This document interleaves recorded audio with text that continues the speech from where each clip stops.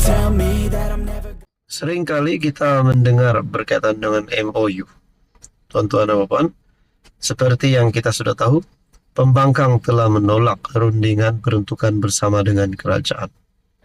Saudara-saudara yang hormati, selamat datang ke channel Ferus Lifestyle. Ada satu cerita dan ada satu isu yang menjadi cerita buah mulut ramai orang berkaitan dengan MOU. Akhirnya Fahmi dalam satu kenyataan melalui artikel Malaysia Kini bertarik 20 September, MOU Muhyiddin patut lapang dada, besar hati, kata Fahmi. Pengerusi Perikatan Nasional Tan Sri Muhyiddin diminta supaya lebih bersikap seperti negarawan dan mengambil pendekatan berlapang dada serta berbincang dalam isu draft memorandum persefahaman MOU mengenai peruntukan untuk ahli parlimen pembangkang. Jurucakap Kerajaan Perpaduan Fahmi Fadzil berkata, Presiden Parti Pribumi Bersatu Malaysia seharusnya mengetepikan sikap bongkak dan angku demi masa depan negara. Saya mohon Tan Sri Muhyiddin untuk lebih bersikap sebagai seorang negarawan, lapangkan dada, besarkan hati. Duduk di meja rundingan dan kita bincang. Kalau selepas ini ada mana-mana ahli parlimen pembangkang yang ingin mengeluh, jangan salahkan sesiapa kecuali Presiden Perikatan Nasional. Saya percaya ramai dalam kalangan ahli parlimen PN yang ingin lihat sama ada peruntukan ataupun beberapa perkara yang ingin mereka lakukan itu dimasukkan dalam satu MOU. Adakah dengan ini lebih ramai ahli parlimen daripada PN ataupun pembangkang yang sebenarnya mahu MOU itu diluluskan agar mereka juga mendapat peruntukan seperti mana ahli parlimen yang lain juga mendapatkan peruntukan? Adakah dengan ini ahli parlimen daripada pembangkang akan lebih ramai lagi mengisytiharkan sokongan terhadap Anwar Ibrahim kerana mereka juga mahu MOU itu diluluskan supaya mereka dapat peruntukan? Ataupun mungkin semua ini gara-gara Muhyiddin Yassin dan juga Hamzah Zainuddin yang menyebabkan ahli parlimen PN yang lain tidak mendapatkan peruntukan kerana mereka ego. Itu pun kita tak tahu. Kalau itu benar, tukar sajalah Muhyiddin, tukarlah Hamzah Zainuddin supaya MOU ini dapat diluluskan. Itu mungkin boleh menjadi satu cadangan. Terdahulu Muhyiddin dilaporkan berkata PN tidak akan mengemukakan sebarang cadangan baharu berkaitan draft MOU tersebut. Selain itu, beliau turut sekali lagi menegaskan akan tetap dengan keputusan menolak MOU peruntukan berkenaan yang disifatkan bertentangan dengan perlembagaan dan sifat murni rakyat Malaysia. Dalam pada itu Fahmi yang juga Ketua Penerangan PKR menjangkakan 10,000 orang akan menyertai Himpunan Gerakan Rakyat. Saudara-saudara tuan-tuan, apa komen Anda? Hai, hello, salam sejahtera Malaysia. Saudara-saudara, selamat datang ke channel Ferus Lifestyle. Kepada yang baru di dalam channel ini, selamat bergabung admin ucapkan. Pada akhirnya, berkaitan dengan usul undi tak percaya, Anwar Ibrahim sebelum ini sudah mencabar dirinya supaya usul undi tak percaya dibawa di parlimen. Dan pada akhirnya Anwar Ibrahim telah menang, tetap menang. Dan yang terkini bertarikh 21 September melalui satu artikel daripada Malaysia Kini, Anwar cabar pembangkang bawa usul undi tak percaya. Sebelum ini di dalam Muktamar PAS telah meluluskan usul menggesa Anwar Ibrahim letak jawatan. Anwar Ibrahim mencabar pembangkang membawa usul undi tidak percaya kepadanya sebagai Perdana Menteri pada sidang Dewan Rakyat akan datang. Perkara itu dipercayai diungkapnya sebagai respon selepas pemuda PAS membuat usul dalam Muktamar Parti pada minggu lalu supaya Anwar meletakkan jawatan. Presiden PKR itu turut menempelak gesaan itu sebagai tidak tahu hukum dan peraturan. Mahu main-main dengan kita ada 30 orang suruh Anwar turun. Negara apa? Sistem apa? Datang ke sini, bagi tahu, suruh Anwar turun. Ingat negara dia, tak ada ikut peraturan, tak ada ikut hukum. Nak turunkan sila, saya bagi jaminan.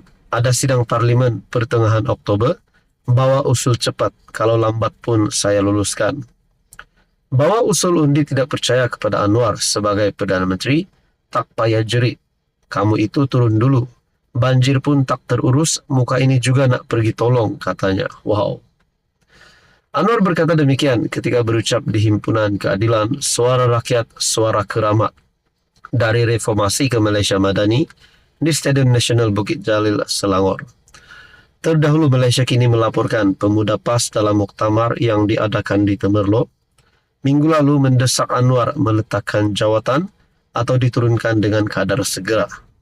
Usul tersebut dibawa dan dibentangkan perwakilan pemuda PAS kawasan Tambun Abdul Abidi Muhammad Maznan yang kemudiannya dibahas dan diluluskan dengan sebulat suara. Anwar yang juga ahli Parlimen Tambun menyifatkan pihak pembangkang ketandusan modal untuk menghentamnya. Malah katanya pembangkang hanya menggunakan hal-hal lampau dan isu dirinya sebagai bekas banduan. Hari ini mereka boleh bercerita hal lampau. Pembangkang tidak ada modal, paling tidak apa mereka kata. Ya, bekas banduan jadi Perdana Menteri. Saya memang bekas banduan, tetapi banduan terhormat dengan tuduhan zalim dan keji. Dan dulu bapak-bapak kamu, pemimpin-pemimpin PAS antara yang pertama benteng pertahankan kami dan menolak fitnah itu. Sekarang anak-anak mereka yang jahil tentang sejarah, yang menjadi perkakas kepada perasua, yang menjadi alat kepada orang-orang mencuri harta, sekarang mahu jadi jago. Saudara-saudara, inilah satu pengumuman Anwar Ibrahim yang bagi saya mengejutkan seluruh kepimpinan PN dan PAS dan menunjukkan Anwar sebenarnya layak untuk terus memegang jawatan sebagai Perdana Menteri. Apa komen Anda? Halo semua, salam sejahtera Malaysia. Selamat datang ke channel Fels Lifestyle. Terima kasih kerana terus setia dan bersama di dalam channel ini. Tuan-tuan dan puan, sudah berapa kali kita dengar gesaan kepada Tun Mahathir untuk letak jawatan ataupun untuk mengundurkan diri di saat kekalahan yang diterima Tun Mahathir, bekas Perdana Menteri 2 kali itu pada pilihan raya umum ke-15. Namun, Tun tetap memilih untuk masih berada di dalam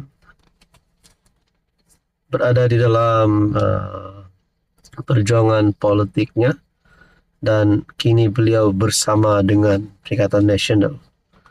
Saudara-saudara, di saat Tun Mahathir usianya yang menghampiri 100 tahun, ada satu komen yang saya nak kongsikan kepada Anda. Ada baiknya Tun Dr. Mahathir undur dalam politik secara terhormat dan jangan lagi mencampuri urusan kerajaan. Tun hanya tumpukan menjaga kesihatan dan beribadah sahaja.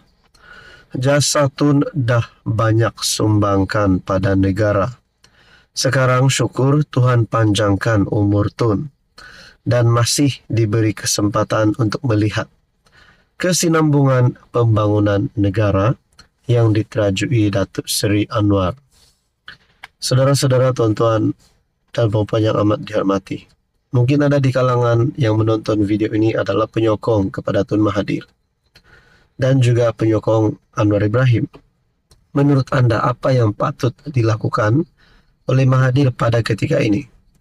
Di saat usianya yang sudah menghampiri 100 tahun, bukankah benar seperti komen ini yang menyatakan Tun sepatutnya undur dalam politik secara terhormat dan jangan lagi mencampuri urusan kerajaan, urusan Anwar Ibrahim.